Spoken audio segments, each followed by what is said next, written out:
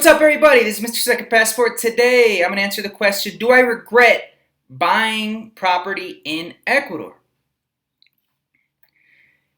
As you can see, the building behind me, I've actually bought 3 different units, and I've since sold 2 of them, so I'm currently only the owner of 1 of them, as we're closing out 2021, entering 2022 here. And I had kind of a little short-term rentals business going on here, right in the center. This is the building here, the gym, the entrance. Right in the center of Guayaquil, Ecuador, I had this little short-term rentals business going on, kind of right near the airport, and it was going pretty good. And I even rented and then subleased with permission, additional units as well. I follow 2 markets in the US.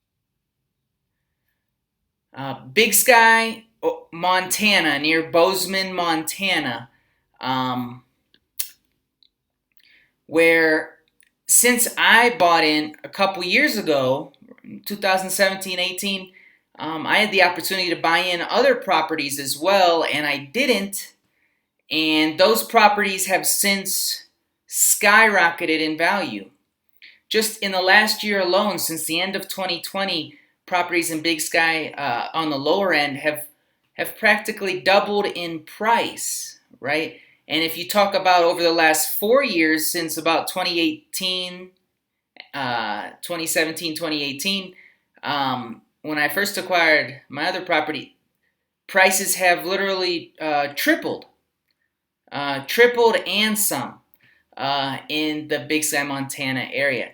Now, if we talk about my Guayaquil property here, in that same amount of time, prices have literally plateaued. Just come up maybe 5% a year, if that, right? At least in the buildings and the area that I follow here in Guayaquil. So obviously, if we consider the one market where I know really well in the U.S. and the other market I know real well is where I grew up and where I own one little tiny house in Cleveland, Ohio. Specifically like the southeast and the southwest here suburbs of Cleveland. Where I own a house in Parma, I paid a little over $30,000 for it just about 3 years ago, and since that property has almost doubled in price, right? And yes, you can still find houses, or at least you could, for $30,000-$40,000 in a few of the suburbs of Cleveland as recently as a couple years ago. Whereas, my properties in Guayaquil, and the reason why I've sold a couple of them already, and I'm just down to 1, it's almost flatlined since I bought in 3 or 4 years ago. The property value gone up just a little bit, just a smidget, right? 5%, 5-10%, right? To give you an idea, the last one I bought in for was $76,000, and I just sold for $83,000 about 3 years later. So you can see, do I regret not taking that same money and investing, say, in a Montana or even a Cleveland, Ohio? Yes, I hate to say yes, I do. The only way you can really judge an investment you've already made is how it's done, right? And yes, the properties do stay quite rented in Guayaquil, but generating about $600, $700, $800 a month after expenses each. But do I regret not buying in with that money to the U.S.? Because I actually had to bring the money down from the U.S. to invest here in Ecuador. And the answer is yes, of course. Of course I regret not using that money in the U.S. And that's what I try to tell people, before they move to Ecuador.